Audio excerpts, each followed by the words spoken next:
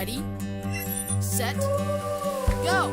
Our Summer RISE students are working on a PSA for a local nonprofit, and they're learning everything from script writing and how to request an interview. Today we're learning how to control the lighting and the cameras, and we're just trying to get comfortable with interviewing each other so we can prepare for our PSA video for the seat company.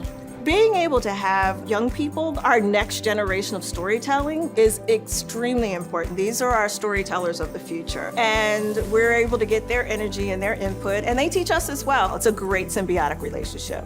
I came into Summer RISE not really knowing much about what I wanted to do was going to play out as a career and what skills I would need, but it's become really clear to me exactly what I need to do. I think it's been really helpful to really get familiar with what I'm going to need in the future.